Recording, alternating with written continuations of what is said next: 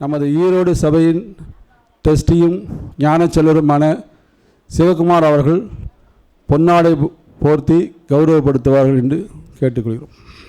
Doctor Pari நமது சுவாமிஜியின் புதல்வரான குணாளன் ஐயா அவர்கள் மனைவியுமான ஞானச்செல்வி சாந்தி குணாளன் அவர்களுக்கு ஞானாசிரி வனிதா மகாலிங்கம் அவர்கள் பொன்னாடை போர்த்தி கௌரவப்படுத்துவார். சாமிஜி குடும்பத்தாருக்கும் நமது பரஞ்சோதி ஞான ஒளி யஜ்ஞபீட அறக்கட்டளைக்குமான இந்த பிணைப்பானது குடும்பத்தையும் தாண்டியான பிணைப்பு. அது என்றென்றும் நாம் சாமியை சொல்லுவார், உன் இடுப்பில் கட்டப்பட்ட கயிறு நீ கடலில் தத்தளித்திருப்பவர்களுக்கு இறக்கியேற்று கிடக்கும் பொழுது உன் இடுப்பில் கட்டப்பட்ட கயிறு என்றென்றும் அது அருந்து விடாது என்று சொல்வார்கள் பரஞ்சோதி மகான். அதுபோன்று அந்த தொடர்பு நம்முடைய தொடர்பு அவருடைய பாரம்பரியமான தொடர்பு என்றென்றும் நாம் விடுபடக்கூடாது. இப்பொழுது ஞானாசிரியர் மற்றும் டாக்டர் இளங்கோ அவர்கள் ஏற்கனவே அவர்கள் பழைய ஆத்ம ஞான தீபம் என்ற இதிலே நிறைய கட்டுரைகள் எழுதியிருக்கிறார்கள். நான் அதெல்லாம் கேட்டு பார்த்து சுவைத்திருக்கிறோம். பழைய உணவாளர்களுக்கெல்லாம் தெரியும். அவர் எல்லாருக்குமான இல்லறம் அல்லது நல்லறம் என்ற நிலையிலே அவர் இல்லறத்தையும் தனது அந்த எல்லாரும் சொல்லுவாங்களே டாக்டர் தான் கடவுளுக்கு அடுத்து அப்படி காப்பாற்றணும், அந்த தொழிலில் இருக்கக்கூடிய அந்த தர்மத்தையும் விடாது அந்த பணி அறப்பணி செய்து கொண்டு வருகிறார்கள். ஆகையினாலே அப்படி இருந்து கொண்டும் இன்று இப்போ அவர் சேலம் மெடிக்கல் மருத்துவக் கல்லூரியிலே ப்ரொஃபஸராக இருந்து ரிட்டையர் ஆகிட்டார். இந்த நிலையிலே அவ்வளோ மிகுந்த பிஸி ஷெட்யூலிருந்து இப்போ சாமிஜியினுடைய விழாவிற்கு வருகை ஒத்துழைப்பு நல்கிறார்கள். அவருக்கு நன்றி. அவர் இப்பொழுது தனது அனுபவ உரையை அவர் வாட்ஸ்அப்பில் கூட நீண்ட ஆங்கில பதிப்பை எங்களுக்கெல்லாம் தெரியாத சில விஷயங்களை கூட பதிவிட்டிருந்தார்கள். நம்ம ஈரோடு பிஜிஒய்பி ஈரோடு வாட்ஸ்அப் குரூப்லேயும் நம்ம பிஜிபி அனௌன்ஸ்மெண்ட் குரூப்லேயும் பார்க்கலாம். அதை பார்த்து தெரிஞ்சுக்குங்க. சந்தோஷம். இப்போ அவர் நேராக பேசுகிறாரு. சந்தோஷம்.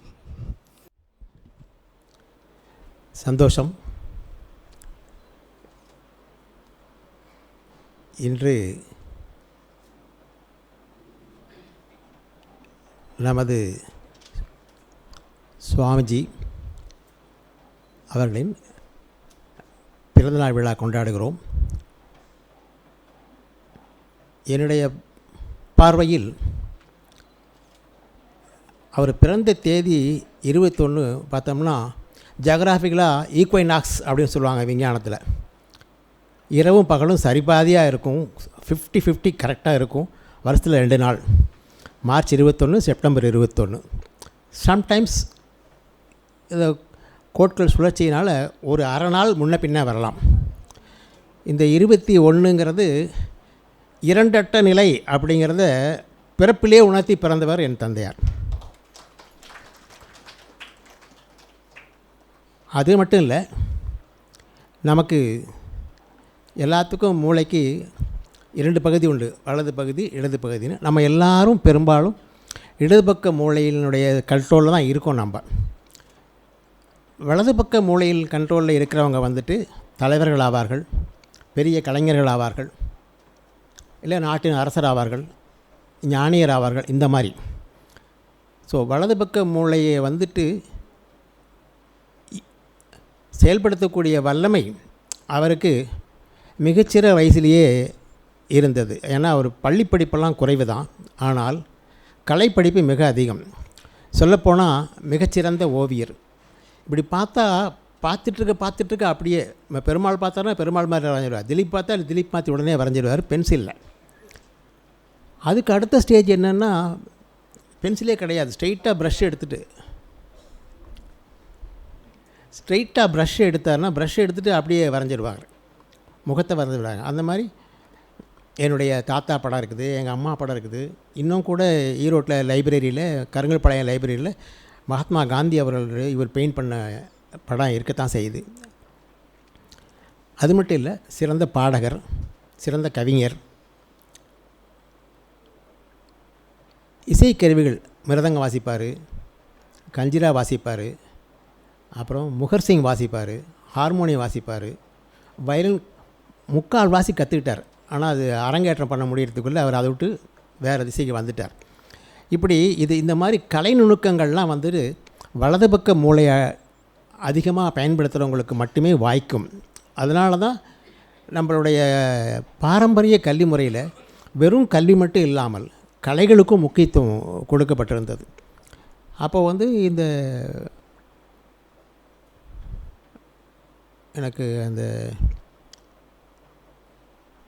பிரிட்டிஷ் ஆட்சியும் போது அந்த மெக்காலே கல்வி திட்டம் வந்துட்டு நம்மளுடைய பாரம்பரிய குருகுல கல்வியை சுத்தமாக அப்படியே மறைச்சிட்டு இந்த மாதிரி வெறும் பள்ளிக்கல்வி மட்டும்தான். அதனால தான் நம்ம பள்ளிக்கல்வி புள்ளிக்கு உதவாது அப்படின்னு அந்த காலத்தில் பழமொழி இருக்குது. அப்போது அந்த பழமொழியை திருப்பி நம்ம கொண்டு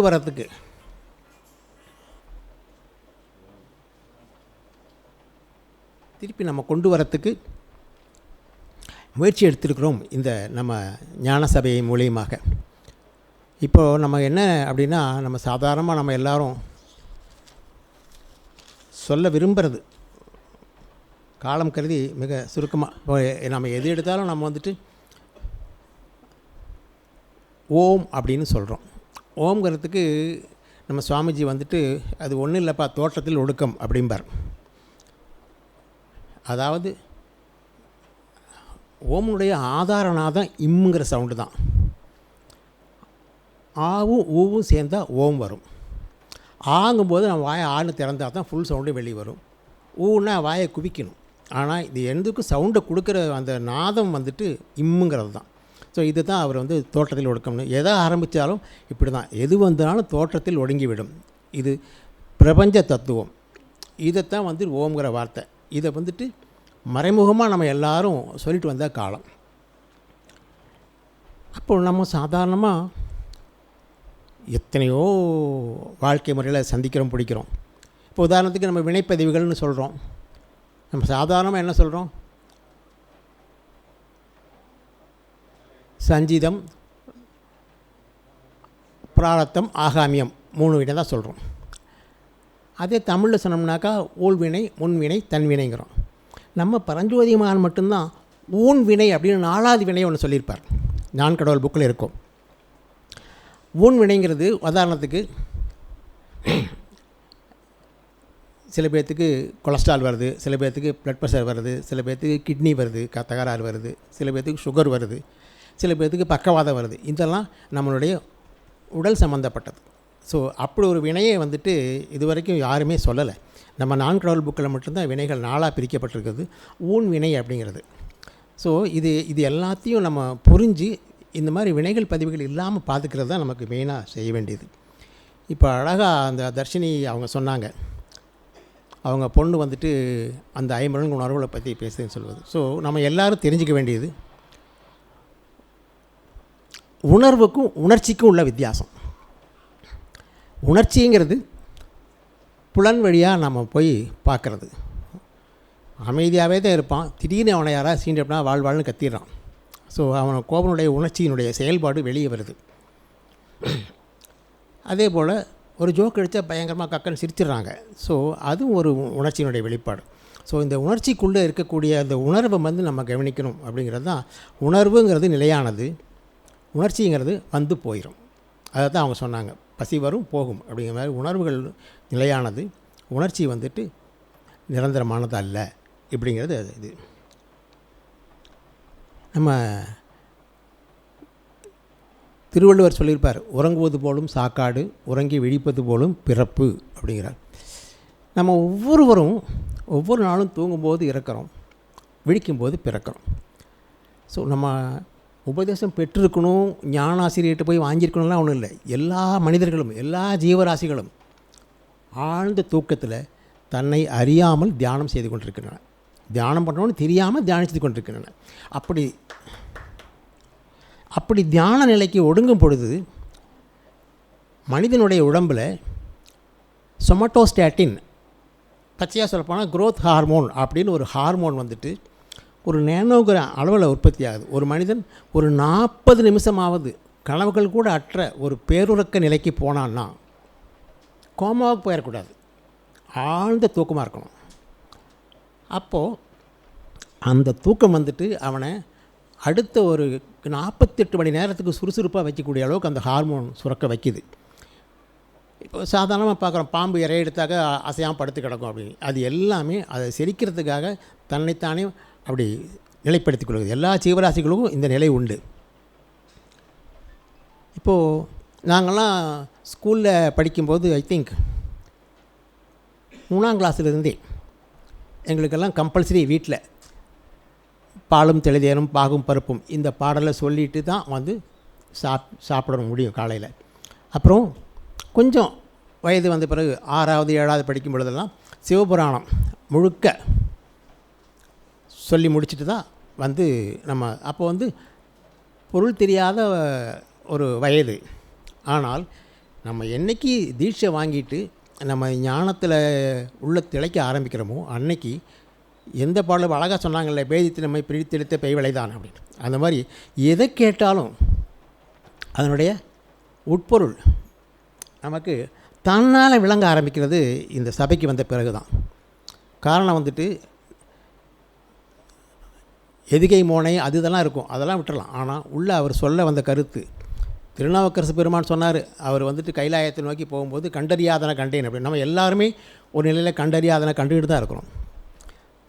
கண்ணில் பார்க்குறது மட்டும் இல்லை, நம்ம புலன்கள் எதுக்கு புலப்படாதது எல்லாமே நம்ம உள்ளுணர்வு கூட புலப்படாத கூட நம்ம கண்டு அதை தெளிவு பெற்று அதை விட்டு விலகி வரணும். அதிலே நின்றுடக்கூடாது. இப்போ உதாரணத்துக்கு சில பேர்த்துக்கு தன்னை மீறிய சக்திகள் வரலாம். என்ன, ஒரு ஹிப்னாட்டிசம் வரலாம், இல்லை அடுத்தவன் நினைக்கிறத சொல்லக்கூடியலாம், ஃபேஸ் ரீடிங் இந்த மாதிரிலாம் வரலாம். இது மாதிரி வந்தவன் அதிசயித்து அங்கே நின்றுட்டானா அவனுடைய ஜர்னி அங்கே நின்றுடும். அதுக்கப்புறம் அவன் மறுபடியும் உயர்ந்த நிலைக்கு போகவே முடியாது, அங்கேயே நின்றுடுவான். அதனால் எந்த விதமான இந்த மாதிரி அதிசயங்கள் நமக்கு சபையில் நடக்கும், சபையில் தியானத்தில் நடக்கும். இதெல்லாம் நடக்கும்போது அதில் வந்து நம்ம மயங்கி நின்றுடக்கூடாது, மயக்கம் கொள்ளக்கூடாது. அதுதான் நம்மளுடைய கற்றுத்தந்த முக்கியமான பாடம். அதுதான் அந்த சிவபுராணத்தில் கடைசி வரி, சொல்லிய பாட்டின் பொருள் உணர்ந்து சொல்லுவார் செல்வர் சிவபுரத்தின் உள்ளார் சிவனடிக்கில் பல்லோரும் ஏற்ற பணிந்து அப்படின்னு சொல்லுவாங்க. அப்போது நம்ம என்ன தியானம் தவம் பண்ணாலும் அது என்ன பண்ணுறோங்கிறத சுத்தமாக உணர்ந்து உணர்வுபூர்வமாக இருந்துட்டோமாக்கா நம்ம மிக உயர்ந்த நிலைக்கு நம்ம போவோம். அப்போது பல்லோரும் அப்படிங்கிறது என்னன்னா வேறு யாரும் கிடையாது, நம்மளுடைய புலன்கள், நம்மளுடைய பூத தத்துவங்கள் இதெல்லாம் சேர்ந்து நம்மளுடைய இடத்தை வந்து சுத்தமாக மேலே கொண்டு போயிடும். சித்த மருத்துவத்தில் கூட சொல்லுவாங்க, நிலைகள் 5 அவஸ்தைகள் 5 அப்படிம்பாங்க. நினைவு, கனவு, உறக்கம், பேருறக்கம், உயிர் படக்கம். மரணம்னு சொல்லவே இல்லை, உயிர் படக்கம், உயிர் அடங்குறது, அவ்வளோதான். மறுபடியும் முளைச்சாலும் முளைக்கலாம் அப்படிங்கிறது தான் சித்த மருத்துவனுடைய ஒரு தத்துவம். இப்போது நான் 4வது படிக்கும் பொழுது அப்போ வந்து எங்கள் வீட்டில் எங்கள் அப்பா பூஜை அறைக்குள்ளே பூந்தாருன்னா வர்றதுக்கு 1.5 மணி நேரம் ஆகும். அவ்வளோ நேரம் என்ன பண்ணுவார்னு தெரியாது, வீடே அமைதியாக இருக்கணும். யாராவது சத்தம் போட்டாக்க விழுந்து அப்புறம் வந்து அடி விழுவும்.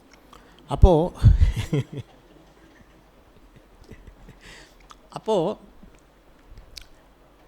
ஒரு நாள் வந்துட்டு அப்போ எங்கள் வீட்டில் எல்லாருமே சைவம், யாரும் அசைவம் சாப்பிட மாட்டோம். ஸோ எங்கள் அத்தையினுடைய குடும்பத்தாரெலாம் வந்திருந்தாங்க, ஆன்யூவல் லீவுக்கு வந்திருந்தாங்க. எனக்கு வந்துட்டு அவங்க வீட்டில் கறி சமைச்சாங்க, அவங்க சாப்பிடும்போது எனக்கும் ஊட்டி விட்டாங்க, நானும் சாப்பிட்டேன். அப்போ வந்துட்டு ஊர்லேருந்து எங்கள் அப்பா அம்மாயி வெளியூர் போயிருந்தாங்க. வந்து உடனே எங்கள் மாமா சொல்லிட்டார், என்ன பெரிய சைவன பூபதி, உன் மகனுக்கு கறி கொடுத்து ஆனந்தமாக தின்னுவிட்டான் அப்படின்னு சொல்லி. அப்புறம் இவர் என்னை கூட்டிகிட்டு கோயில் வீட்டுக்குள்ளே போய் எனக்கு பதிலாக இவர் அழுகிறாரு. இப்படி சைவ குடும்பத்தில் வந்து அசைவம் சாப்பிட்டானே, என் மகன் கடவுளை காப்பாற்றுன்னு அழுகிறாரு. எனக்கும் அழுக வந்துருச்சு.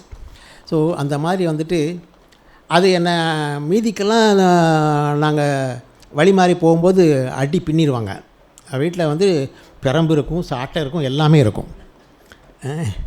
அதை எங்களை சீர்படுத்துறதுக்காக அந்த இது, அதை வேற ஒன்றும் இல்லை, நிர்வாகம் அப்படி சீர்படுத்துதாங்க. அப்போது என்னை வச்சுட்டு அவர் அழுதார். அழுத பிறகு அப்புறம் எல்லாம் சமாதானம் ஆகிப்போச்சு. இப்போ எப்படின்னா, மகன் செய்த தவறுக்கு தந்தை இறைவனிடம் மன்றாடுகிறது. அப்போ தான் அந்த தாய் பாசம் தந்தை பாசம் என்ன நான் உணர்ந்தேன். அப்போது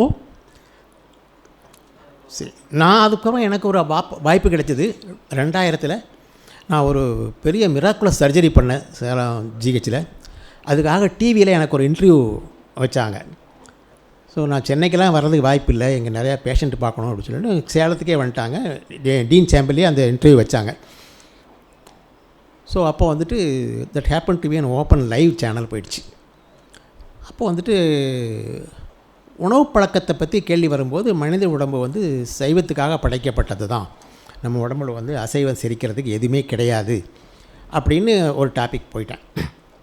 நம்ம பல்லமைப்பிலிருந்து எதுவுமே நமக்கு வந்து அசைவத்துக்காக படைக்கப்படவில்லை, இது முழுக்க சைவத்துக்காக உள்ள உடம்பு தான். அப்போ தான் நம்மளுடைய எல்லா இயக்கங்களும் சீராக இருக்கும் அப்படின்னு சொல்லும்போது நிறைய கேள்விகள். எம்எல்ஏ பேசுகிறாரு, எம்பி பேசுகிறாரு, கலெக்டர் பேசுகிறாரு, அது எப்படி சொல்லலாம் ஆச்சரிய போச்சாலும். அப்புறம் நான் சொல்லிட்டேன், நான் பேசுகிறது விஞ்ஞானம், நீங்கள் பேசுகிறது அடிமைத்தனம். எப்பயோ வந்து மனுஷன் கறி தின்னு பழகிட்டான், அவ்வளோதான். ஒரு 5 அறிவு ஜீவராசி ஆடு மாடு, அது வந்து ஆடு கறி போட்டால் திங்குதா, மாடு திங்குதா? இல்லை அது எலி புயலை போட்டால் இலை வரக்கூடாதுன்னு நினச்சோம்னாக்கா அந்த இடத்துல புயலை போட்டால் எலி வர்றதில்லை. அதுக்கு இருக்கக்கூடிய அந்த பிரித்தாயும் தன்மை கூட மனிதனுக்கு இல்லை. என்னென்ன தேவையில்லையோ அத்தனையும் கற்று வச்சுருக்கான்.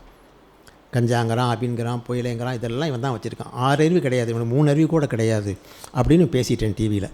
அப்புறம் அந்த இன்டர்வியூ எடுத்தவன் வந்து கை கொடுத்துட்டான். அப்புறம் அப்படி இல்லை தம்பி, நம்ம சொல்கிறத இப்படி சாட்டை அடி மாதிரி சொன்னோம்னா தான் பாதி பேராது கேட்குறோம். 100 பேர் கேட்டாலும் ஒரு 10 பேராது இயல்பு வாழ்க்கைக்கு திரும்புவாங்க, அவ்வளோதான், வேறு ஒன்றும் இல்லை அப்படின்னு அந்த இதில் சொன்னேன். அதேபோல் அன்றைக்கெல்லாம் வந்துட்டு எங்கள் வீட்டில் ரமண மகரிஷி புக்கு நிறையா இருக்கும், வள்ளலார் புக்கு நிறையா இருக்கும். கம்பல்சரியாக நாங்கள் ஏதாவது படித்து அடுத்த நாள் ஒப்பிக்கணும். இதில் இயல்பாகவே எனக்கு வந்துட்டு இந்த படித்து உடனே சொல்லக்கூடிய திறமை கொஞ்சம் இயல்பாக எங்கள் 3 பேர்த்தில் எனக்கு அதிகமாக இருந்தது. அதனால் வந்துட்டு இருந்தாலும் 3 பேரும் ரெடி ஆக வரைக்கும் I will not open my mouth. ஏன்னா நான் சொல்லிட்டாக்கா அவங்க 2 பேருக்கு அடி விழுவும். அதனால் நான் இருந்தால் கூட சொன்னால் கூட வேணுன்னே உளறிட்டுருப்பேன். ஸோ அப்படி, ஏன்னா நம்மளால் ஒருத்தவங்க சிரமப்படக்கூடாது, ஆனால் 3 பேரும் அடி வாங்குவோம் அப்படின்ட்டு ஒரு வாழ்க்கை முறை. அப்போ வந்துட்டு ரமண மகரிஷியினுடைய புக்கு வந்து நான் யார். அந்த நான் யார் அப்படின்ட்டு உட்காந்து இவர் யோசிச்சுக்கிட்டே இருக்கும் பொழுது அவர் வெளியே வந்து சொன்னார், அப்படியே நாங்கள் உட்காந்து யோசிச்சுட்டு இருக்கும்போது அதை நாங்கள் கோயிலோடும் சொல்லுவோம், பூஜை ரூம்னு சொல்ல மாட்டோம், கோயிலோடும் சொல்லுவோம். கோயிலோடு பூலாக நானே நிறைஞ்ச மாதிரி எனக்கு தெரிஞ்சுதுரா அப்படின்னாரு எங்கள் 3 பேர்த்துக்கிட்டேயும். அப்போ என் சிஸ்டர் வந்து ரொம்ப சின்ன பாப்பா. ஸோ சொன்னார், எங்களுக்கு ஒன்றும் புரியலை, அது எப்படி ஒரு ஆள் ரூம் பூரா இருக்க முடியும் அப்படிங்கிற மாதிரி எங்கள் சிந்தனைகள். அப்புறம் விவரம் தெரிஞ்சதுக்கப்புறம் தான் அவருக்குள்ளே இருந்த உள்ளுணர்வு அப்படி அந்த அறை முழுக்க அவர் வியாபிச்சிருந்துருக்கிறாரு அப்படின்னு. அப்போ வந்துட்டு அவர் வந்துட்டு உபதேசமெல்லாம் வாங்கலை. அதுக்கு முந்தைய அவர் மிக தீவிரமான பக்திமான்கள், ஊருக்கு எந்த சாமியார் இருந்தாலும் கூப்பிட்டு வந்துடுவார், அப்படிலாம் பண்ணிகிட்ருப்பார். ஆனால் ஒரு தேடல் இருந்துகிட்டே இருக்கும் அவருக்கு. அதுக்கப்புறம் நம்ம பரஞ்சோதி மகானை செஞ்சித்த பிறகு தான் நான் யார்னா, நான் தாண்டா கடவுள், எனக்குள்ளே இருக்கிற கடவுளை நம்ம கண்டுபிடிக்கணும் அப்படிங்கிற அந்த உண்மை நிலையை அவர் உணர்ந்துக்கிட்டு எல்லாத்துக்கும் சொல்லி கொடுத்தாரு. இதில் ரொம்ப சிறப்பம்சம் அப்படின்னு சொல்ல போனோம்னாக்கா, இப்போது ஒரு சின்ன எக்ஸாம்பிள். நான் final year exam MBBS exam எழுதும்பொழுது ஒரு படபடப்பு, எல்லாத்துக்கும் இருக்கிற எக்ஸாம் ஃபியர் எனக்கு இருந்தது. நான் வந்துட்டு டைரெக்டாக எனக்கும் பரஞ்சோதி மகானுக்கும் கடித போக்குவரத்து உண்டு. அப்போது எனக்கு வந்து நான் பாஸ் ஆகணும்னு ஆசீர்வாதம் பண்ணி அனுப்புங்க அப்படின்னு விட்டேன். அப்புறம் வந்துட்டு அவர் வந்துட்டு படித்த படிப்பை எழுதும் எழுத்தில் தேர்வு நிச்சயம், அவ்வளோ, நீ கண்டிப்பாக பாஸ் பண்ணிவிடான்னு சொல்லலை.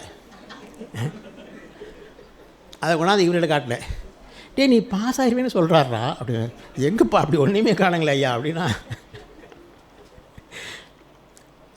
நீ படித்த படிப்பை நல்ல விதமாக எழுதுனாக்கா கண்டிப்பாக பாஸ் ஆகிடுவேன் அப்படின்னு சொல்கிறாரு. அப்படியா அப்படின்னு. ஆனால் நான் பாஸ் ஆகிட்டேன். அப்படி 1-to-1 கான்டாக்ட் இருந்த ஒரு காலம். நாங்கள் ஸ்கூலில் படிக்கும்போது தான், நான் 9த்தோ 10த்தோ படிக்கும்போது தான் கோயம்புத்தூரில் வந்து அந்த தந்தையார் வந்து மகான் அவர்களை சந்திக்கிறாங்க. எங்கள் வீட்டில் குன்னத்தூர் வந்து ஒரு ஐயர் வந்து குடியிருந்தார் ரொம்ப காலமாக. அவர் பேர் ஆதியூர் ஐயர், சீனிவாச ஐயர்னு சொல்கிறது. அவர் தான் வந்து இவரை கூட்டிகிட்டு போய் அங்கே விட்றார். நீ வந்து பூபதி வா, இங்கே வந்து இதை கற்றுக்கோ, நீ நிறையா சாமி கும்பிட்ற, உனக்கு இது தான் உதவியோடும் அப்படின்னு சொல்லி கொண்டு வரும்போது, அப்போ வந்து பரஞ்சோதி மகன் வந்து நீண்ட நாளாக எதிர்பார்த்துருக்கிற இப்போ தான் வரையா நீ அப்படின்னு கேட்டேன்னு இவர் ஸ்டன் ஆகிட்டார். என்னடா இது, நம்ம இப்போ தான் முத வரோம், ஐயர் சாமி சொல்லித்தான் நமக்கு தெரியும் இவர் இருக்கிறதே, அப்புறம் வந்துட்டு இப்படி வராரே அப்படின்னு சொல்லிட்டு இது பண்ணால், அதுக்கப்புறம் வந்துட்டு உபதேசம் வாங்கினார். அவர் நிறைய பேர்த்துக்கு வழிகாட்டினார். அதை வந்துட்டு பரஞ்சோதி மகானும் உணர்ந்து இவருக்கு வந்துட்டு ரொம்ப அறிவாளிப்பா, ஞான ஒளிப்பா, அதனால் ஞான ஒளின்னு பேர் குறித்து எல்லாம் பண்ணி இன்றைக்கி இந்த நிலைமைக்கு நாம் இருக்கோம். ஆனால் இவர் எழுதின இதெல்லாம் நான் பார்த்து வியந்திருக்கேன். என்னென்னு கேட்டால், உதாரணத்துக்கு திருக்குறள் விளக்க உரை, அந்த புக்கு தயவுசெய்து எல்லாம் படிங்க. ஏன்னா அந்த திருக்குறள் விளக்க உரையில் வந்துட்டு யார் எழுதினாலும் அது வந்துட்டு உலகாயத விஷயமாக தான் இருக்கும். இவர் உரையில் மட்டும்தான் ஞானமும் நமது தெளிவும் எப்படி வரும் அப்படிங்கிற இதை வந்து க்ளீனாக இருக்கும். ஸோ அது வந்துட்டு அந்த தன்னை உணர்ந்தவர் மட்டும்தான் அந்த மாதிரி உரை எழுத முடியுமே ஒழிய, இப்போ நான் எழுதலாம் எப்படி காப்பி அடித்து இவர் புக்கை எடுத்து வச்சுக்கிட்டு 2 வார்த்தையை மாற்றி போட்டு நானே எழுதினேன் பீத்திக்கலாம். ஆனால் ஒரு உரை, முதல் உரை இந்த மாதிரி அறிவுபூர்வமாக ஆனந்தமயமாக எழுதப்பட்டது இவர் ஒருத்தர் தான். இதுக்கு தான் நான் சொல்ல வரேன், அவர் சின்ன வயசுலேருந்தே ஒரு தனித்திறமை வாய்ந்த ஒரு மகான் அப்படின்ட்டு. அப்போது இந்த நம்ம எல்லாரும் ஒரு உறுதிமொழி எடுத்துக்கணும். என்னென்னாக்கா, நான் போன இதுலேயும் சொன்னேன், இந்த செழிக்கட்டும் விவசாயம் சீர்படட்டும் நிர்வாகம் அப்படிங்கிறதுக்கு என்ன அப்படின்னோம்னாக்கா, ஒன்லி திங், வெளியில் இருக்கிற விவசாயமெல்லாம் இல்லை, நம்ம விவசாயம் செழிக்கணும். நம்ம உடம்பில் இருக்கிற ஒவ்வொரு செல்லும் அதனுடைய நிர்வாகத்தில் சரியாக தான் நமக்கு எந்த வியாதியும் வராது. இதை தான் அவர் மறைமுகமாக சொன்னார். இது அவரே எனக்கு சூக்கமாக சொல்லி கொடுத்தது. இதுதான்டா உண்மையான செழிக்கட்டும் விவசாயம் செயல்படட்டும் நிர்வாகம் அப்படின்ட்டு. அதுக்கப்புறம் தான் நமக்கே பட்டுன்னு புரிஞ்சுது. ஸோ அது வரைக்கும் நம்மளும் இப்படி தான் நினச்சிக்கிட்டு இருந்தோம், நாடெங்கும் இதாக இருக்கணும் அப்படின்னு சொல்லிட்டு. ஸோ அதனால் வந்துட்டு நம்ம ஒரு உறுதிமொழி எடுத்துக்கணும். நம்ம வந்துட்டு ஒவ்வொரு தியானத்தின் பொழுதும் நமக்கு ஏதோ ஒரு அனுபவம் கிட்டும். இன்றைக்கி கிடைக்காட்டி நாளைக்கு, இப்போ இல்லாட்டி சாயங்காலம், அப்படி கிடைக்கும் பொழுது அதை பிடிச்சிக்கணும். பிடிச்சிட்டு அதனுடைய ஆழம் கண்டுபிடிச்சி கடைசி வரைக்கும் போயிட்டு, நான் மட்டும்தான் இருக்கேன், வேறு எதுவும் இல்லை அப்படிங்கிற அந்த உணர்வு, அந்த நான் மட்டும்தான், அதுங்கிற மட்டும்தான் நான் இருக்கேன், இவ்வளோதான். அப்போ வந்து நம்ம வந்து நம்மளை அறியாமல், எனக்கு தந்தையாக சொன்னது போல், நாம் ரூம் பூரா இல்லை, பிரபஞ்சம் பூரா நம்ம நிறைஞ்சிருப்போம். இது இல்லாத இடமே கிடையாது. அதனால் வந்துட்டு இந்த தியானம் ஒரு சரியான வழிகாட்டி. இதை வந்துட்டு நம்ம எதிரிட்டு வணங்குறது இல்லை, ஒன்றும் இல்லை, உள்ளுக்குள்ளே தேடி தேடி தேடி தேடி கண்டுபிடிச்சி நாம் அதை பார்க்குறோம். அதை பார்த்துட்டு அதுலேயே லைட்டு நின்றுட்டோம் அப்படின்னோம்னாக்கா, கண்டிப்பாலும் அவங்க எதிர்பார்த்தது போலவே, பரஞ்சோதி மகானும் ஞானவழி மகானும் எதிர்பார்த்தது போலவே எல்லாரும் அந்த உயர்நிலையை அடையலாம் அப்படின்னு சொல்லி விடைபெறுகிறேன். செழிக்கட்டும் விவசாயம், சீர்படட்டும் நிர்வாகம், நிலவட்டும் புன்சிரிப்பு உலக மக்களின் முகங்களில். வாழ்க வாழ்வாங்கு, வாழ்க வாழ்வாங்கு, வாழ்க வாழ்வாங்கு. நமது ஞான ஆசிரியர் டிஎஸ் பாசுமி அவர்களை அனுபவ உரையை ஆற்ற அன்புடன் அழைக்கிறோம். சத்குருநாதா சரணம். சக மெய்யுணர்வாளர்களே,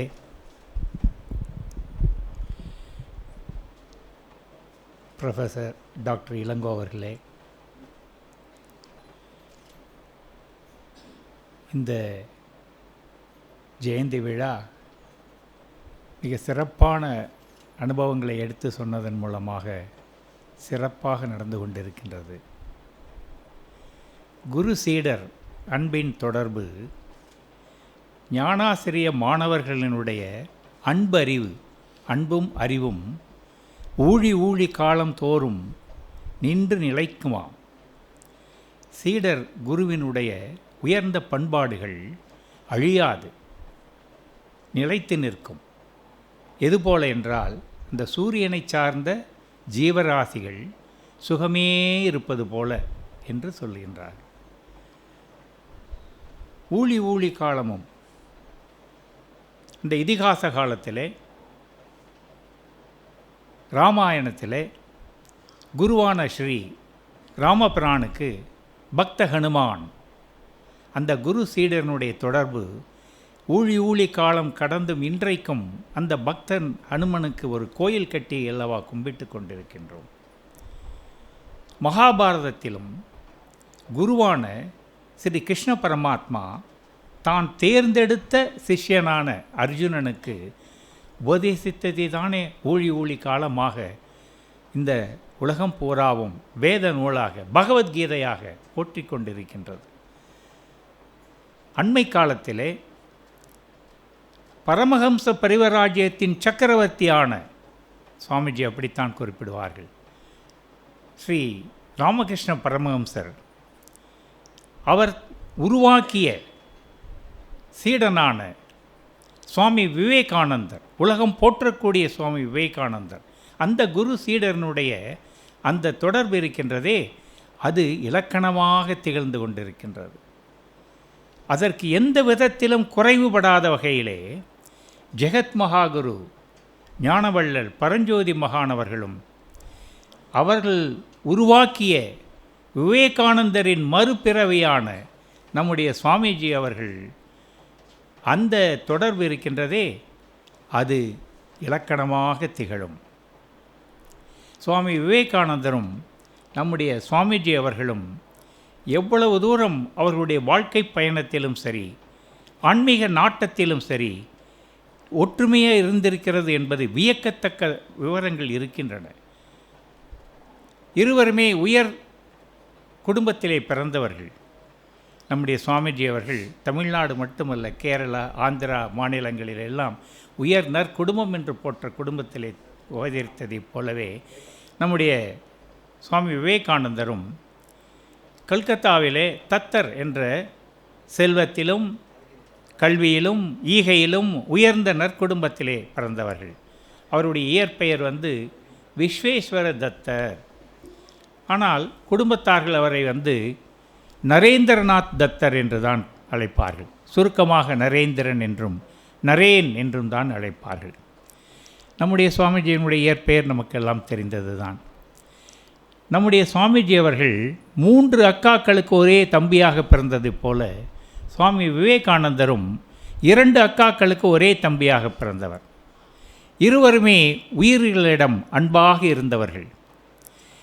நரேனுடைய விளையாட்டு தோழர்கள் யார் தெரியுமா? புறாக்கள். அவர் வளர்த்தன மயில், சீமையை பெருச்சாளி என்று சொல்லக்கூடிய கினி பிக்ஸ் மற்றும் கறவை மாடும் கன்றுக்குட்டியும், அவற்றின் மீது மிகுந்த பற்று வைத்து அவர்களோடு சேர்ந்து தான் விளையாடுவாராம். நம்முடைய சுவாமிஜி அவர்கள் அதற்கு மேலேயும் போய் தன்னுடைய 15வது வயதிலே கடவுள் பெயரால் ஜீவஹிம்சை தடுப்பதை தடுத்து நிறுத்தியவர்கள் அவர்கள். 2 பேருமே வளர்கின்ற வயதிலேயே அவர்களுடைய எதிர்காலத்தை உணர்த்துகின்ற வகையிலே வாழ்ந்தவர்கள். ஐயமிட்டு உன்றவர்கள், அறம் செய்ய விரும்புகின்ற அந்த நோக்கத்தை எல்லாம் கொண்டு வாழ்ந்தவர்கள். நரேனுக்கு சந்நியாசிகள், தேசாந்திரிகள் இவர்கள் மீது பற்று உண்டு. தன் கையில் எது வைத்திருந்தாலும் சரி அவர்களை பார்த்தால் கொடுத்து விடுவார்.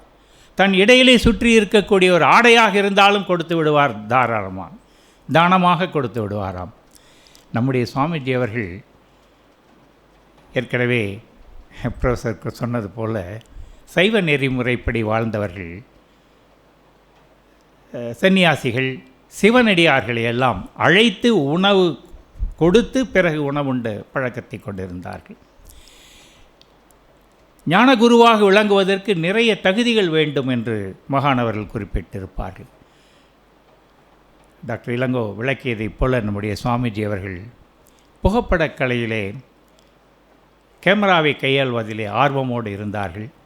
ஓவியத்திலே கைதேர்ந்தவராக இருந்தார்கள்.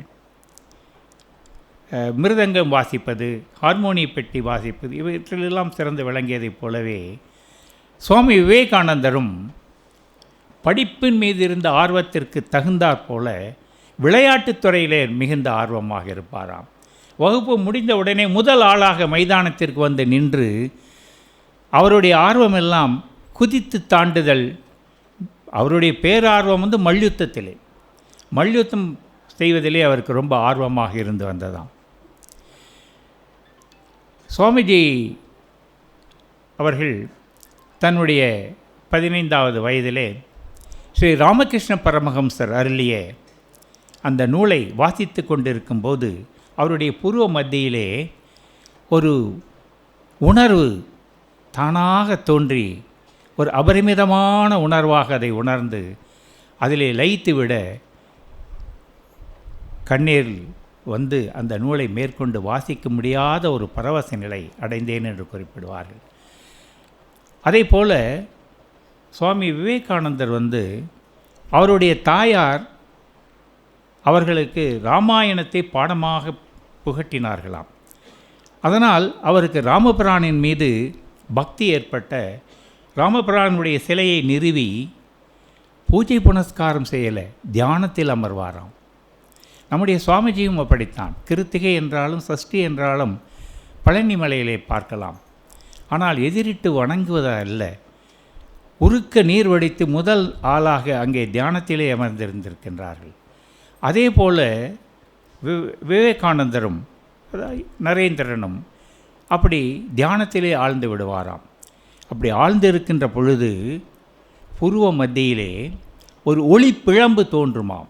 அந்த ஒளி பிழம்பு விரிந்து வெடித்து சிதறி உடல் முழுவதும் ஒரு வெண்மை நிறமான ஒளி படர்வதை உணர்ந்திருக்கிறேன் என்றார்.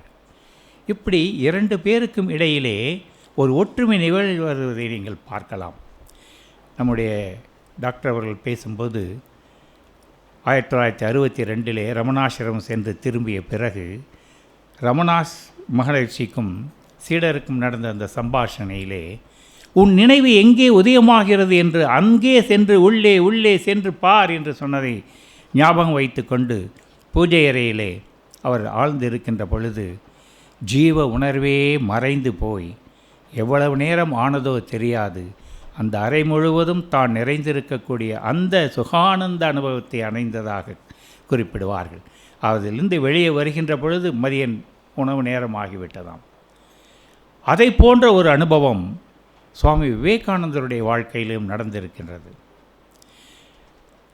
அவர்கள் இயற்கையை கண்டால் மிகவும் ரசிக்கக்கூடியவர்கள்.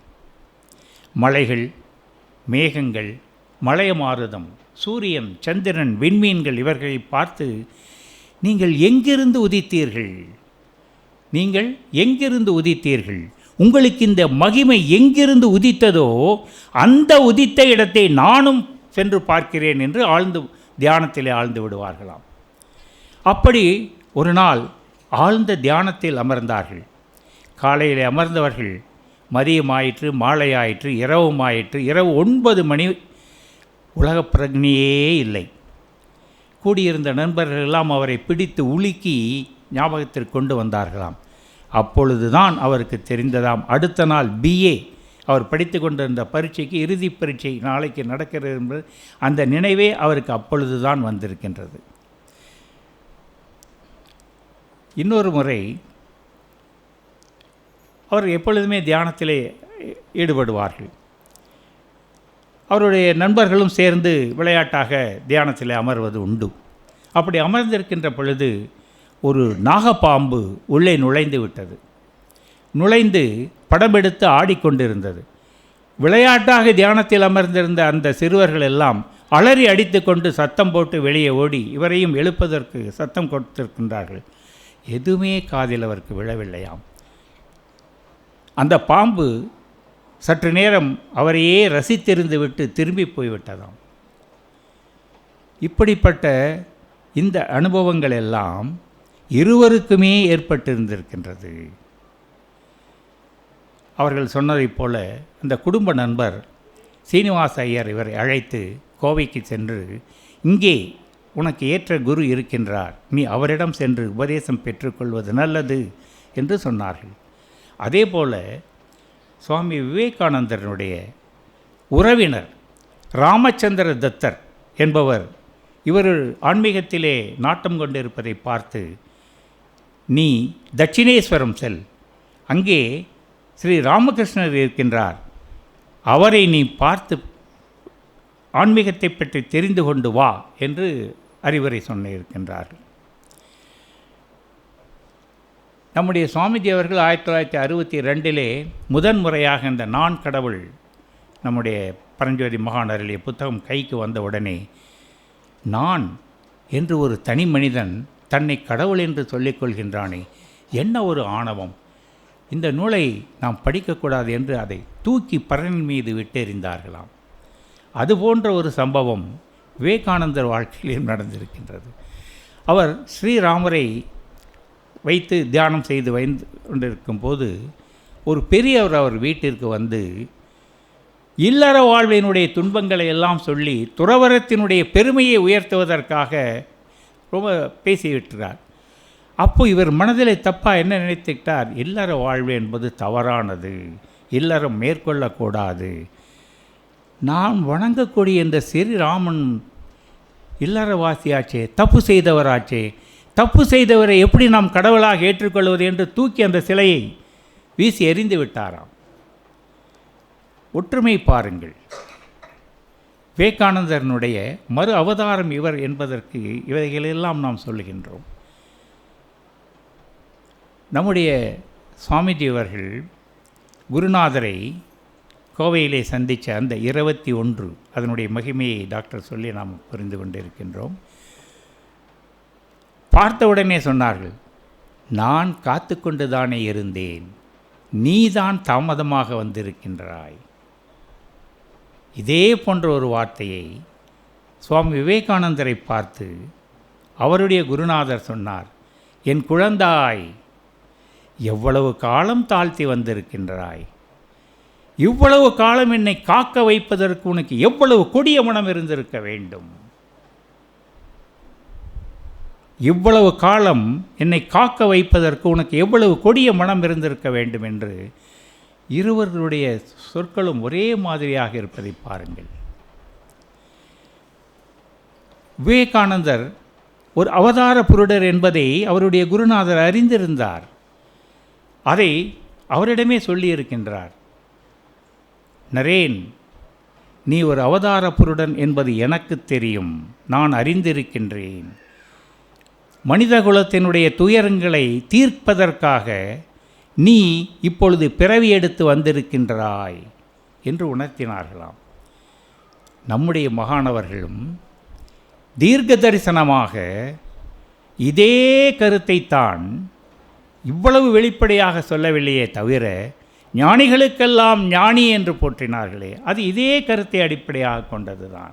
நீ ஒரு அவதார புருடன், ஆகவே தான் நீ ஞானிகளுக்கெல்லாம் ஞானி என்று ஆரம்ப காலத்திலேயே அவர்கள் கண்டுபிடித்திருந்தார்கள். 1979 வருடம் நவம்பர் மாதம் அந்த ஞானவதி தின விழாவிற்கு இங்கே இருக்கக்கூடிய இது ஞானாசிரியர் வி.கே. பெருமாள், ஞானாசிரியர் திலீப் குமார் எல்லாம் கூட வர காரில் படுத்து கொண்டு செல்லக்கூடிய அளவுக்கு உடல்நிலை மோசமாக இருந்தது.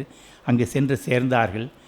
ஆஹா, எப்படியோ இவரை அழைத்து வந்து விட்டீர்களப்பா என்று சந்தோஷப்பட்டார்கள். அந்த நேரத்திலே எனக்கு ஒரு பிள்ளை கிடைத்து விட மாட்டானா என்று மிகவும் ஆதங்கப்பட்டு அவர்கள் சொல்லுகின்ற பொழுது இவர்கள் கண்ணீர் விட்டு விட்டார்கள்.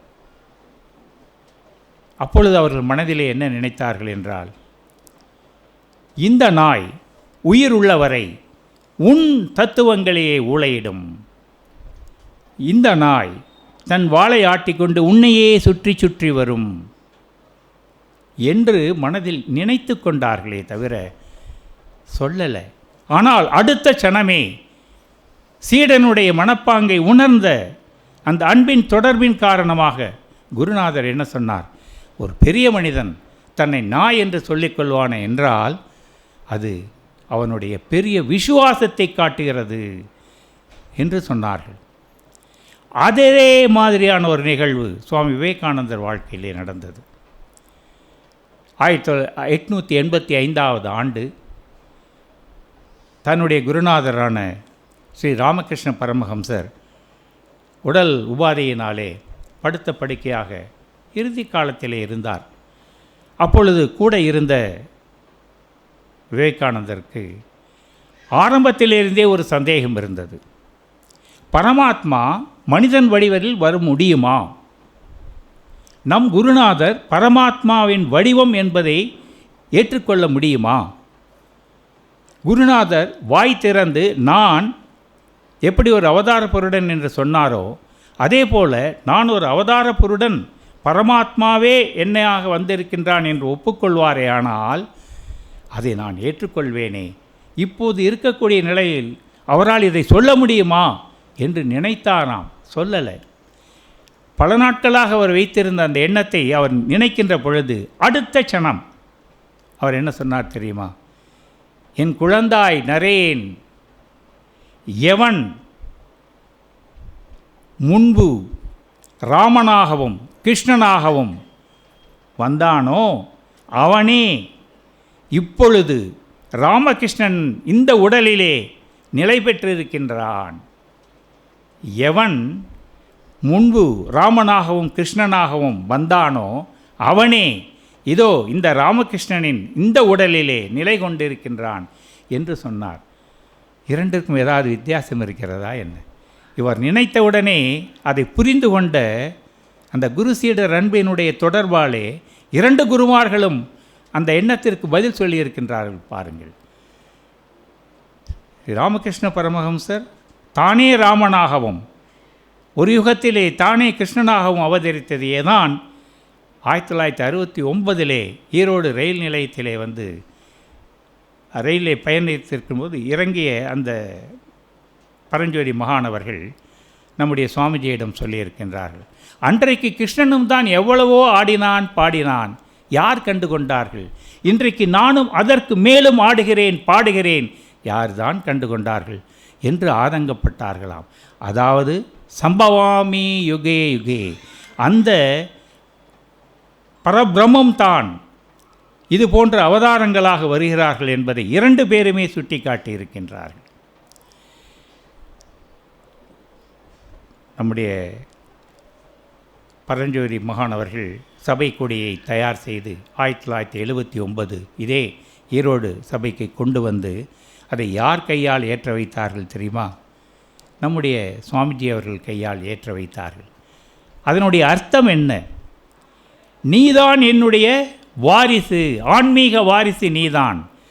ஸ்ரீ ராமகிருஷ்ணருக்கு எப்படி சுவாமி விவேகானந்தர் வாரிசாக இருந்தார்களோ அதே போல நீதான் ஆன்மீக வாரிசு என்பதை உலகிற்கு அறிவித்தார்கள்.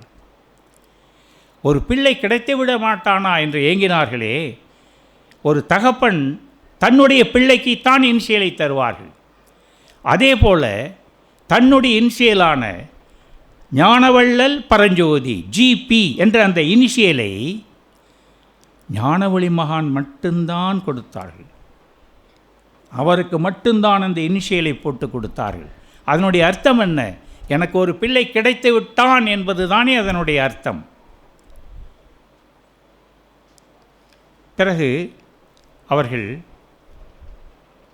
அடுத்த நாள் ஏதோ அமர்ந்திருக்கிற ஞானாசிரியர் திலீப் குமாருடைய வீட்டிலே உணவருந்தி விட்டு இங்கே சுவாமிஜியுடைய வீட்டிலே வந்து சமபந்தி போஜனம் செய்தார்கள். சமபந்தி போஜனம் செய்கின்ற பொழுது என்ன சொன்னார்கள்? அப்பா, எப்படியோ ரொம்ப பெருமையாக பெரிய அளவிலே இந்த விழாவை நடத்திவிட்டாய், ஞான உதய தின விழாவை. அப்படியே திருவலஞ்சுழியும் கொஞ்சம் பார்த்து கொள்ளக்கூடாதா என்று சொன்னார்கள். சமபந்தி போஜனம் நான் எல்லாருக்கும் செய்தேனே, ஒரு பிள்ளை கிடைத்து விட மாட்டானா என்று அங்கே சொன்னது, இங்கே ஒரு பிள்ளை கிடைத்துவிட்ட காரணத்தால் தான் நீ திருவலஞ்சுழியையும் பார்த்துக்கொள் என்று சொல்லியிருந்தார்கள். இப்படி நடந்திருக்கின்ற பொழுது ஏன் அவர்கள் அந்த தன்னுடைய இறுதியான அந்த ஞான உதய தின விழாவின் போது எல்லோருடனும் சமபோஜனம் செய்தேனே, ஒரு பிள்ளை கிடைத்து விட மாட்டானா? அதுவும் அந்த காலத்து விவேகானந்தனைப் போல ஒரு பிள்ளை கிடைத்து விட மாட்டானா? அப்படி கிடைத்து விட்டால் 10 நாட்களுக்கு எனக்கு உணவு வேண்டாமே, நான் கதவை சென்று தட்டுவேன், அது என்ன செய்யும், வந்தால் தானே அனுப்பும் என்று ஏன் சொன்னார்கள்?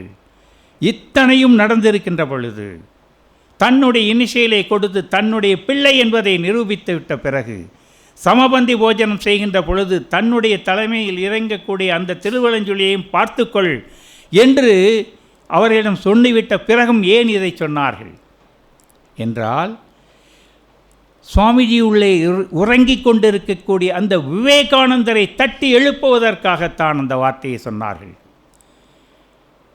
அப்படி தட்டி எழுப்பி அவரிடமிருந்து பதில் வந்தது, இந்த நாய் உன்னுடைய தத்துவங்களை ஊளையிட்டு கொண்டிருக்கும் என்று அவர்கள் எண்ணியது உடனே சந்தோஷப்பட்டார்கள். இது அவருடைய பெரிய விசுவாசத்தை காட்டுகிறது என்று தான் சொன்னார்கள்.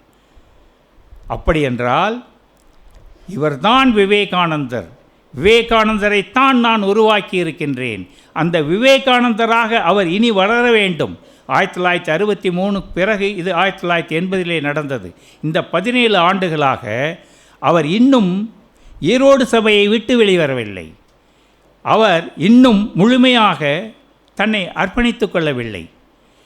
அந்த விவேகானந்தரை போல இவர் தன்னை அர்ப்பணித்து கொள்ள வேண்டும், அந்த உறுதியை அவரிடமிருந்து பெறுவதற்காக நான் உன் தத்துவங்களையே உயிர் உள்ளவரை ஊளையிடுவேன் என்ற அந்த உறுதிமொழியை வாங்குவதற்காக சொன்ன வார்த்தைகள் அவர்கள். எனக்கு ஒரு பிள்ளை கிடைக்கவில்லை என்று சொன்ன வார்த்தை அல்ல அது. நீ அவர் உத்வேகத்தை உண்டாக்க வேண்டும் என்பதற்காகத்தான் அதை சொன்னார்கள். அப்படி சொன்ன மாதிரி தான் அவரை உருவாக்கியும் இருந்தார்கள். ஸ்ரீநகரிலே அவர் ஒருவரை வணங்குவதற்கு கையை தூக்கிய பிறகு கையை தூக்கி வலது கரத்தை இதுபோல நிறுத்தி ஆசீர்வதிப்பதை போல இந்த கரம் இப்படித்தான் இருக்க வேண்டும் என்று சொன்னதனுடைய அர்த்தம் என்ன? அதை யாருக்குமே அவர் சொல்லவில்லையே. நீதான் என் விவேகானந்தன் என்பதை உணர்த்தவில்லையா? அது இன்னொரு விழாவிலே அவர் கழுத்திலே கேமராவை மாட்டிக்கொண்டு சுட்டி கொண்டு இருக்க, இதை வேறையா சுமக்கிறா என்று சொன்னார். அந்த நிமிடத்தோடு கேமராவை வைத்து விட்டார்கள்.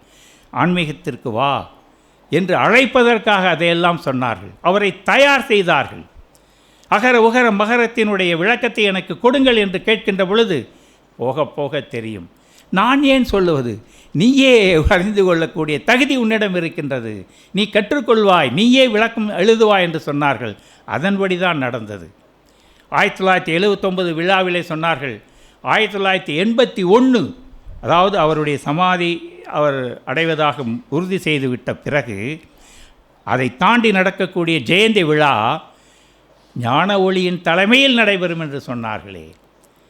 ஏன் சொன்னார்கள்? என்னுடைய விவேகானந்தன் தலைமையிலே அது நடக்கும் என்று அப்பொழுதே அவர்கள் சொல்லிவிட்டார்கள். மலேசியாவுக்கு சென்றார்கள். இவர்களால் செல்ல முடியாத ஒரு சந்தர்ப்பம். நான் உன்னை சகல மரியாதைகளுடன் மலேசியாவுக்கு அனுப்பி வைப்பேன் என்று சொன்னார்கள். அது நடந்தது 1985. இவர்கள் பிரியப்பட்டதைப் போலவே தான் மே மாதம் 3ஆம் தேதி 1981 நடந்த பொதுக்குழு கூட்டத்திலே, இதே ஈரோட்டிலே நடந்த அந்த கூட்டத்திலே பொதுக்குழு உறுப்பினர்கள் அனைவரும் ஏகமனதாக நீங்களே தலைமையேற்று இந்த உலக சமாதான ஆலயத்தை நடத்திவிட வேண்டும் என்று சொன்னதெல்லாம் இவர் விவேகானந்தராக உருவாகின்றதான காரணம். இப்படியாக ஒரு விவேகானந்தரை உருவாக்கினார்கள். விவேகானந்தராக அவர் மலர வேண்டும் என்பதற்காக அவரிடம் ஒரு உத்வேகத்தை கொடுப்பதற்காக சொல்லப்பட்ட வார்த்தைகள் அவைகள்.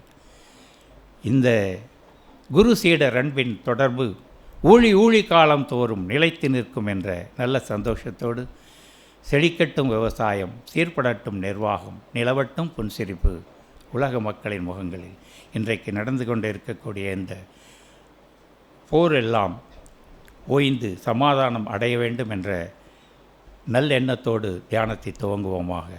குருவே சரணம். சந்தோஷம்.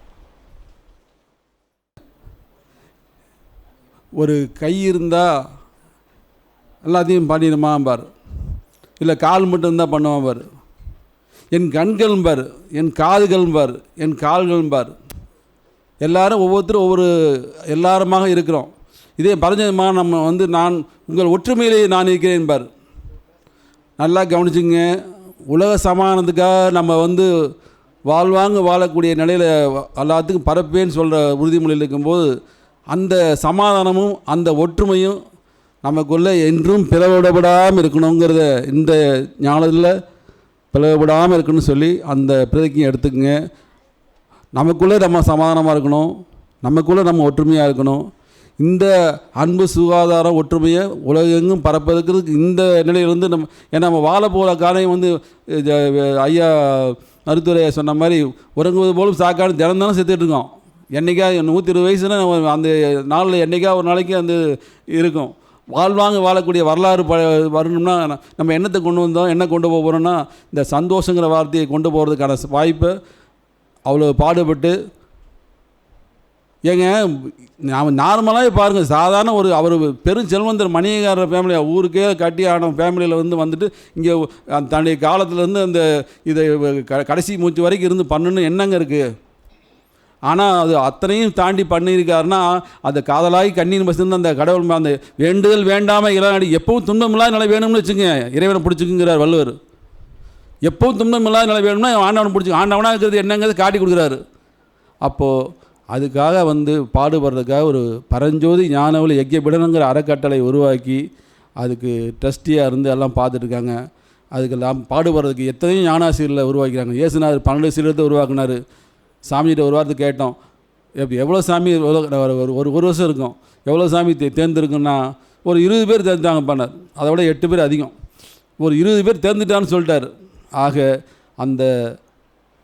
இந்த யஜ்யபீடம் வாழையடி வாழையடி திருக்கூட்ட மரபில் நாமும் ஒருவராக அந்த பயணிக்கிற அந்த பயணத்தில் இந்த அறக்கட்டளைங்கிற தேரை இழுத்துக்கூடிய எல்லாரும் ஒற்றுமையாக அந்த ஊர்கூடி தேர் விழுப்போம் நிலையில் இப்போ அந்த அறக்கட்டளையின் ஈரோடு பொறுப்பாளர் சிவகுமார் சில அறிவிப்புகளை வழங்குவார்.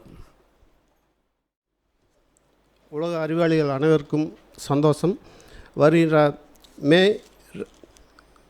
2, 3 ஞாயிற்றுக்கிழமை சனி ஞாயிறு சிறுவர் சிறுமியர்களுக்கான கோடைகால பயிற்சி முகாம் நமது கயப்பாக்கம் கலாபீடத்தில் நடைபெறவுள்ளது. அது சம்பந்தமான விவரங்களை லலிதாவிடமும் சந்திரியாவிடமும் கேட்டு குழந்தைகளை இப்பயிற்சியில் சேர்த்து பயன்பெறுமாறு கேட்டுக்கொள்கிறோம். அப்புறம் கலாபீடத்தில் இப்போ 4 ரூம் மேலே கட்டியிருக்கிறோம்.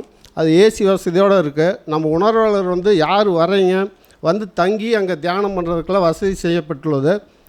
கொஞ்சம் முன்னாடியே சொன்னீங்கன்னா சாப்பாடு மற்ற வசதியெல்லாம் செஞ்சு கொடுக்குறதுக்கு ஏற்பாடு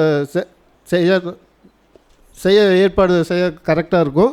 நீங்கள் அதுக்கு எல்லாருமே ஒத்துழைப்பு கொடுக்கணும். நீங்கள் கலந்துக்கிட்டு நீங்கள் வர்றப்பதுக்கு முன்னாடி ஃபோன் பண்ணிங்கன்னா போதும், உங்களுக்கு என்ன வசதி வேணுமோ செஞ்சு கொடுக்கறதுக்கு நாங்கள் தயாராக இருக்கோம். சாமிஜியோட 100ஆண்டு விழா இன்னும் 2 வருஷம் கழித்து நடைபெற உள்ளது. அது சம்மந்தமாக தங்களோட அனுபவ கட்டுரைகள் மற்றும் சாமிஜியோட நமக்கு ஏற்பட்ட பந்தம் அதை பற்றி அவங்கவுங்க கருத்துக்களை அடங்கிய கட்டுரைகள் நாங்கள் வரவேற்கிறோம். அது சம்மந்தமாக ஞானாசிரியர்களையும் அந்தந்த கிளை சபை பொறுப்பாளர்களிடம் கொடுத்து அந்த புத்தகம் நல்லபடியாக அதாவது சிறப்பு மலர் நல்லபடியாக வர்றதுக்கு நீங்களே முன் உதாரணமாக இருக்குன்னு கேட்டுக்கிறோம். நன்றி, வணக்கம், சந்தோஷம். எல்லாருக்குமான நன்றி உரையை ஞானாசிரி வனிதா மகாலிங்கம் அவர்கள் வழங்குவார்கள். ஈரோடு. சந்தோஷம். குருவே சரணம். குருமகான் அவர்களின் குடும்பத்திலிருந்து வந்திருக்கும் டாக்டர் இளங்கோசார் அவர்கள் மற்றும் பரஞ்சோதி குணாலன் சாந்தி அவர்களுடன் வந்திருக்கும் அவர்கள் மருமகனுக்கும் அவர்கள் குடும்பத்தினருக்கும் சுவாமிஜி அவர்களின் நல்லாசிகளையும் அனைத்து உணர்வாளர்களின் சார்பாக நம் எல்லோரின் சந்தோஷங்களையும் அவர்களுக்கு தெரிவித்துக் கொள்வோம். சந்தோஷம். மற்றும் சென்னை மத்திய சபை, ஆவடி, கயப்பாக்கம், கோவை, மேட்டூர், ஊதியூர், காங்கேயம், ஊஞ்சலூர், திருநெல்வேலி, காஞ்சாபுரம், கோவை, திருப்பூர், தேவூர், பவானி அனைத்து ஊர்களிலிருந்து வந்திருக்கும் ஞானாசிரியர்கள், உணர்வாளர்கள் மற்றும் அவர்களோடு வந்திருக்கும் அனைத்து உற்றார் உறவினர்கள் எல்லோருக்கும் குருமகான் அவர்களின் நல்லாசிகளை தெரிவித்துக் கொள்கிறோம். சபையின் சார்பாக சந்தோஷத்தையும் தெரிவித்துக் கொள்கிறோம். ஒரே ஒரு 2 நிமிஷங்க மகனுடைய ஒரு பொன்மொழி ஒன்றை பார்க்கலாம். ஏன் அப்படின்னா, அதை வந்து நம்முடைய சுவாமிஜி அவர்கள் அதற்கு எவ்வளவு எளிமையாக நம்மை புரிந்து கொள்ளும்படி அருளியுள்ளார்கள் அப்படிங்கிறதுக்கு ஒரு உதாரணம் தான். குற்றம் செய்யாமலே குற்ற சொல் வரும்பொழுது எதிர் நாட்களில் வரும் குற்றங்களை தடுக்க வந்த சொல் என்று அறிந்து நன்றி பாராட்டுபவன் அறிவாளி. அதே நேரத்தில் செய்த குற்றமே வெளியே வந்தால் மேலும் அக்குற்றம் வளராமல் தப்பித்து கொள்வதற்கு வந்த எச்சரிக்கை என்று உணர்ந்து ஒப்புக்கொள்பவன் அறிவாளி அப்படின்னு மகான் இதில் ஒரு சூட்சமமாக ஒப்புக்கொள்பவன் அறிவாளி என்று சொல்லிவிட்டார்கள். அதுக்கு ஒரு நிமிஷம் ஒரு உதாரணம் ஒன்று பார்க்கலாம். ஒரு தெருவில், சினிமாவில், நாடகத்தில், டிவியில் எல்லாத்துலேயுமே, ஏன் நேரில் கூட நம்ம எல்லாருமே பார்த்துருப்போம். ஒருத்தரை போட்டு 10 பேர் அடிச்சுக்கிட்டு இருப்பாங்க. அந்த வழியாக சென்று கொண்டிருப்பவர்கள் ஏங்க இத்தனை பேர் போட்டு அடிக்கிறாங்க அப்படிங்கும்போது, அவன் தான் எடுத்தான்னு கன்ஃபார்மாக தெரியுங்க, ஆனால் ஒத்துக்க மாட்டேங்கிறான் பார்த்தீங்களா. அப்படியா, அவசர வேலையாக சென்று கொண்டிருப்பவர் தானும் நின்று 2 அடி போட்டு விட்டு செல்வார்கள். அந்த இடத்துல யார் அடித்தாலும் கேள்வி கேட்பார் இல்லை, எல்லோருமே அடிப்பார்கள். அந்த சமயத்தில் அவன் இங்கே அடி நாம் வாங்கி கொண்டு இதோடு இறந்து விடுவோமா என்ற நிலை வரும். அந்த கடைசி நேரத்தில் தான் நான் தாங்க எடுத்தேன் அப்படின்னு ஒரு வார்த்தை அவன் வாயிலிருந்து எப்பொழுது வருகின்றதோ அந்த சமயத்தில் உடனே பாருங்கள், அந்த இடத்தில் உடனே ஒரு ஹெட்டு உருவாகி அதற்கு மேல் அவர் மேல் ஒரு அடி கூட விழாமல் பார்த்து கொள்வார்கள். ஏன்? ஒப்புக்கொண்டான், தான் செய்தேன் என்று. அதைத்தான் மகான் அவர்கள் அழகாக சொல்கின்றார்கள். மேலும் அக்குற்றம் வளராமல் தப்பித்து கொள்வதற்கு வந்த எச்சரிக்கை என்று உணர்ந்து ஒப்புக்கொள்பவன் அறிவாளி என்று. அவன் ஒப்புக்கொண்ட உடனே அங்கே உருவான அந்த ஹெட் அவன் மேல் அடிபடாமல், அது மட்டுமல்ல, உடனே ஒருவர் ஓடி போய் ஜூஸ் வாங்குவாங்க, டீ வாங்குவாங்க, தண்ணி எல்லாம் வாங்கிட்டு வந்து கொடுப்பாங்க. அவ்வளோ நேரம் அடித்தவர்கள் அத்தனை பேரும் ஒரு ஆட்டோ வரவழைத்து அவனை உட்கார வைத்து, இதை நீ முதலே ஒத்துருந்தா உடம்புக்கு போகிறான், இப்படி புண்ணாக இருக்க வேண்டாமாப்பா, ஏன் இந்த மாதிரி செஞ்ச சொல்லி அறிவுரை சொல்லி அனுப்புவார்கள். இந்த அவமானங்களும் உடல் துன்பங்களும் ஏற்படாமல் இருப்பதற்காகத்தான் மகான் அவர்கள் அருமையாக வழிவகுத்து கொடுத்திருக்கின்றார்கள். இதைத்தான் நாம் சுவாமிஜி அவர்கள் இதையெல்லாம் நாம் எளிய முறையில் புகுந்து அதை புரிந்து நாம் நம்முடைய வாழ்க்கையை கொண்டு செல்வதற்காக எளிமையிலும் எளிமையாக நமக்கு பொக்கிஷத்தை அருளியுள்ளார்கள். சந்தோஷம். எல்லோருக்கும் இப்போது அமுத கூடத்தில் உணவு தயாராக இருக்கிறது. எல்லோரும் அங்கு செல்லும். யாரோடு இங்கே சம்பந்தம், இந்த ஈரோடு செல்வம் நம் சொந்தம், இந்த ஈரோடு செல்வம் நம் சொந்தம், இந்த ஈரோடு செல்வம் நம் சொந்தம், இந்த ஈரோடு செல்வம்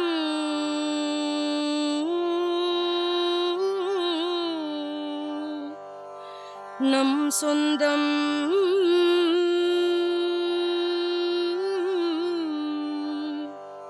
நம்